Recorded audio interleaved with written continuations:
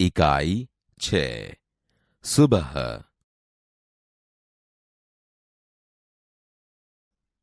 बाल दोस्तों, आपने कई सारी कहानियां सुनी होगी।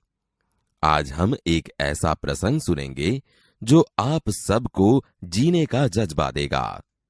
एक लड़की की हिम्मत कैसे अपनी विकलांगता को हावी होने से बचाती है।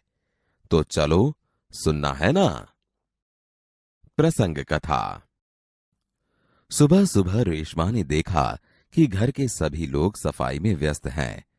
कोई सामान झाड़ रहा है तो कोई मकड़ी के जाले उतार रहा है।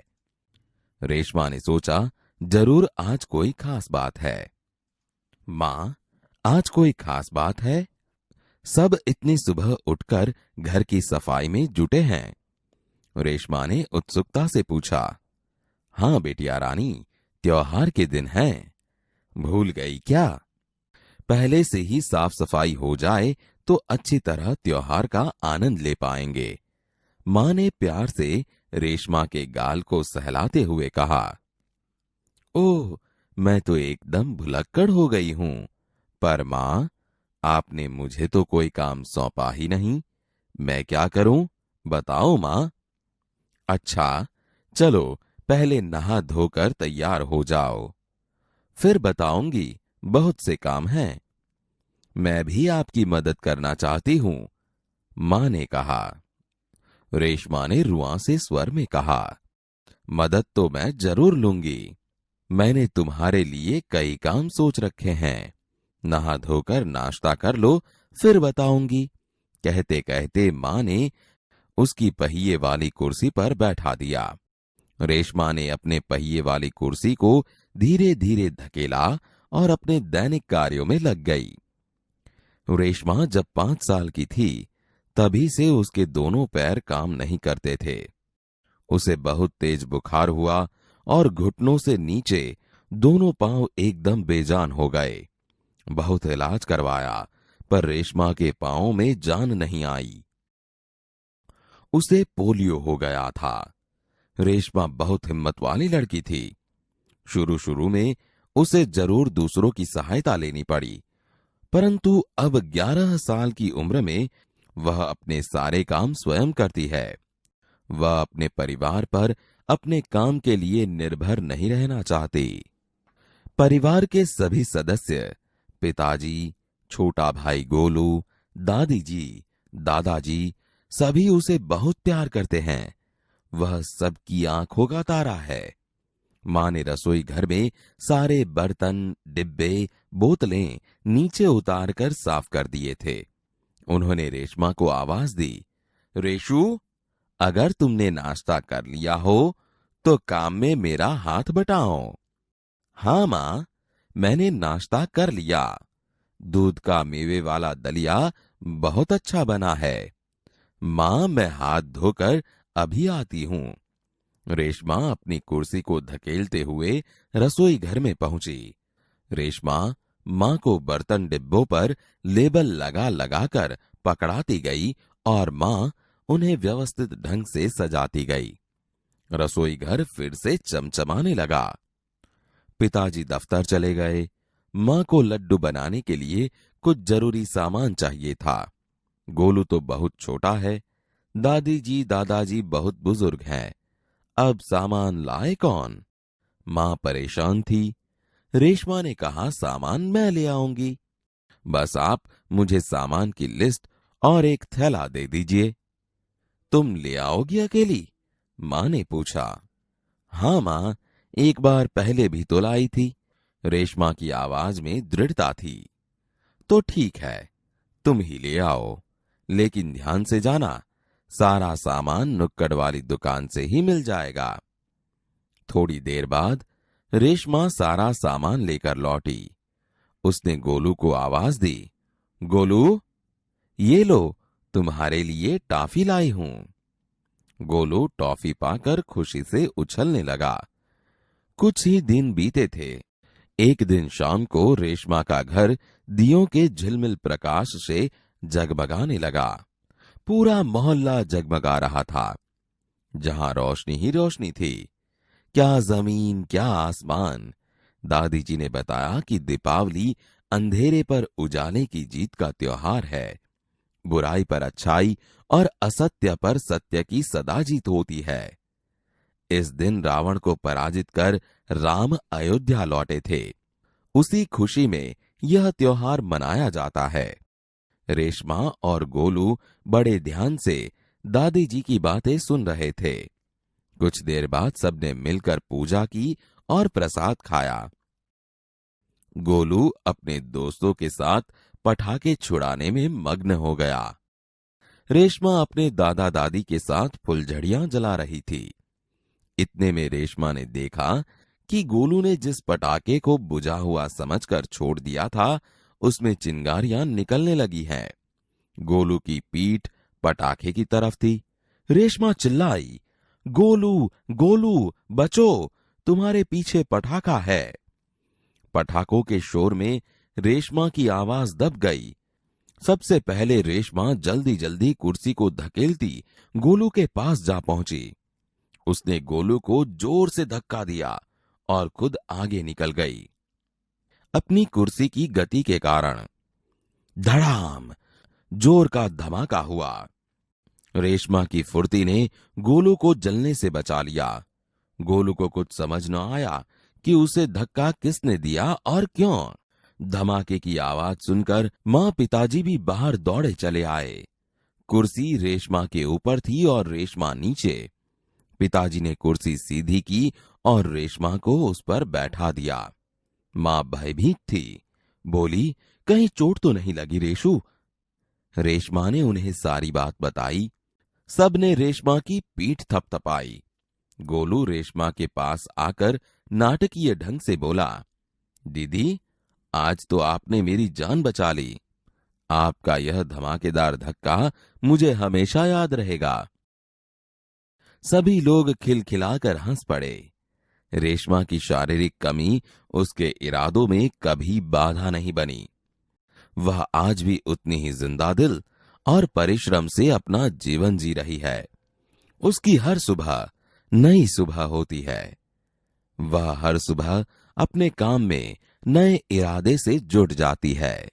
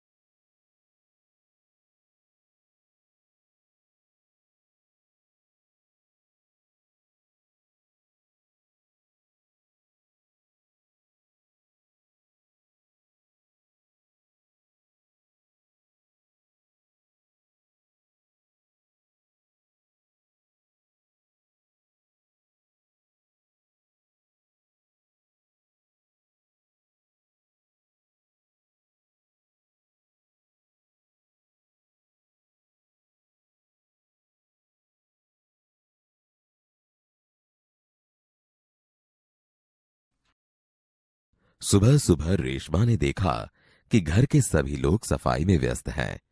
कोई सामान झाड़ रहा है तो कोई मकड़ी के जाले उतार रहा है।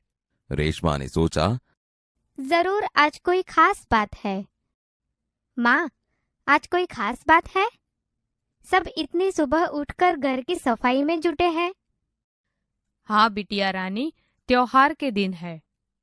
भूल गई क्या? पहले से ही साफ सफाई हो जाए तो अच्छी तरह त्योहार का आनंद ले पाएंगे। ओह, मैं तो एकदम भुलक्कड़ हो गई हूँ। पर माँ, आपने मुझे तो कोई काम सौंपा ही नहीं। मैं क्या करूँ? बताओ माँ। अच्छा चलो, पहले नहा धोकर तैयार हो जाओ, फिर बताऊंगी। बहुत से काम है। मैं भी आपकी मदद करना चाहती हूँ। मदद तो मैं जरूर लूंगी। मैंने तुम्हारे लिए कई काम सोच रखे हैं। नहा धोकर नाश्ता कर लो, फिर बताऊंगी। माँ ने रेशमा को उसकी पहिए वाली कुर्सी पर बैठा दिया। रेशमा ने अपनी पहिए वाली कुर्सी को धीरे धीरे धकेला और अपने दैनिक कार्यों में लग गई। रेशमा जब 5 साल की थी, तभी से उसके दोनों पैर काम नहीं करते थे। उसे बहुत तेज बुखार हुआ और घुटनों से नीचे दोनों पांव एकदम बेजान हो गए। बहुत इलाज करवाया पर रेशमा के पांव में जान नहीं आई। उसे पोलियो हो गया था। रेशमा बहुत हिम्मत वाली लड़की थी। शुरू शुरू में उसे जरूर दूसरों की सहायता लेनी पड़ी, परंतु अब 11 साल की उम्र में वह अपने सारे काम स्वयं करती है। वह अपने परिवार पर अपने काम के लिए निर्भर नहीं रहना चाहती। परिवार के सभी सदस्य, पिताजी, छोटा भाई गोलू, दादी जी, दादाजी, सभी उसे बहुत प्यार करते हैं। वह सबकी आंखों का तारा है। मां ने रसोई घर में सारे बर्तन, डिब्बे, बोतलें नीचे उतारकर साफ कर दिए थे। रेशु, अगर तुमने नाश्ता कर लिया हो तो काम में मेरा हाथ बटाओ। हाँ माँ, मैंने नाश्ता कर लिया। दूध का मेवे वाला दलिया बहुत अच्छा बना है। माँ, मैं हाथ धोकर अभी आती हूँ। रेशमा अपनी कुर्सी को धकेलते हुए रसोई घर में पहुंची। रेशमा मां को बर्तन, डिब्बों पर लेबल लगा लगाकर पकड़ाती गई और मां उन्हें व्यवस्थित ढंग से सजाती गई। रसोई घर फिर से चमचमाने लगा। तेरे पिताजी दफ्तर चले गए। मुझे लड्डू बनाने के लिए कुछ जरूरी सामान चाहिए था। गोलू तो बहुत छोटा है। दादी जी, दादाजी बहुत बुजुर्ग है। अब सामान लाए कौन? सामान मैं ले आऊंगी। बस आप मुझे सामान की लिस्ट और एक थैला दो। तुम ले आओगी अकेली? हाँ माँ, एक बार पहले भी तो लाई थी। तो ठीक है, तुम ही ले आओ, लेकिन ध्यान से जाना। सारा सामान नुक्कड़ वाली दुकान से ही मिल जाएगा। थोड़ी देर बाद रेशमा सारा सामान लेकर लौटी। गोलू, ये लो, तुम्हारे लिए टॉफी लाई हूँ। गोलू टॉफी पाकर खुशी से उछलने लगा। कुछ ही दिन बीते थे। एक दिन शाम को रेशमा का घर दियों के झिलमिल प्रकाश से जगमगाने लगा। पूरा मोहल्ला जगमगा रहा था। जहां रोशनी ही रोशनी थी। क्या जमीन, क्या आसमान। दादी जी ने बताया कि दीपावली अंधेरे पर उजाले की जीत का त्योहार है। बुराई पर अच्छाई और असत्य पर सत्य की सदा जीत होती है। इस दिन रावण को पराजित कर राम अयोध्या लौटे थे। उसी खुशी में यह त्योहार मनाया जाता है। रेशमा और गोलू बड़े ध्यान से दादी जी की बातें सुन रहे थे। कुछ देर बाद सबने मिलकर पूजा की और प्रसाद खाया। गोलू अपने दोस्तों के साथ पटाखे छुड़ाने में मग्न हो गया। रेशमा अपने दादा दादी के साथ फुलझड़ियां जला रही थी। इतने में रेशमा ने क्या देखा कि गोलू ने जिस पटाखे को बुझाया हुआ समझकर छोड़ दिया था, उसमें चिंगारियां निकलने लगी हैं।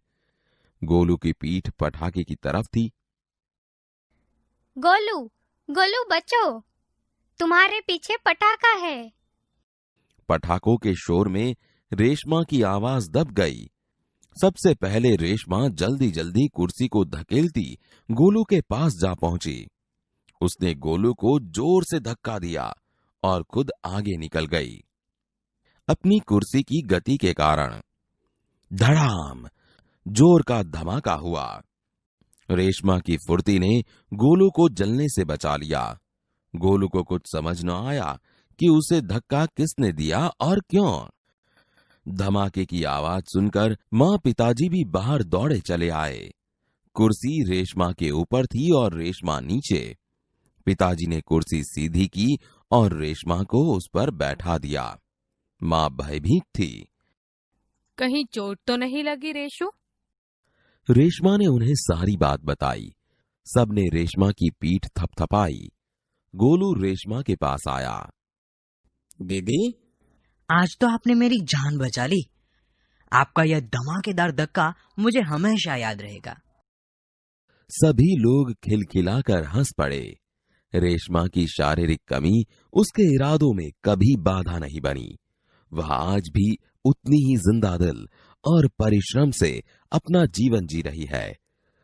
उसकी हर सुबह नई सुबह होती है। वह हर सुबह अपने काम में नए इरादे से जुट जाती है।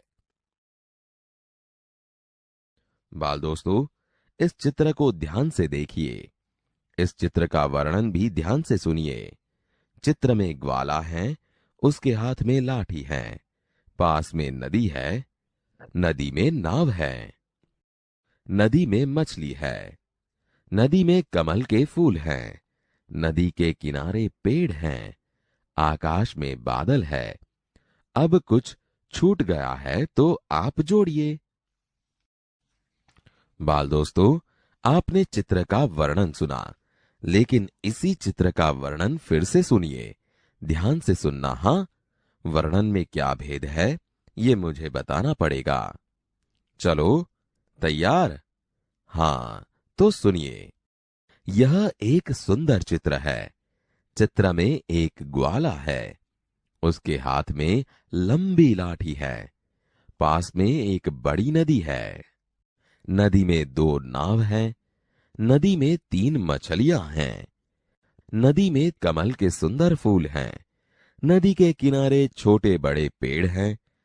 आकाश में काले काले बादल हैं। हाँ, ध्यान से सुनना था। हाँ, तो अब बताइए क्या नया लगा? हाँ, तुम सही हो। तो इन वाक्यों में एक सुंदर, एक लंबी, बड़ी, 2, 3, कमल, सुंदर, छोटे बड़े, काले काले जैसे शब्दों का विशेष रूप से प्रयोग हुआ है। इसे विशेषण कहा जाता है।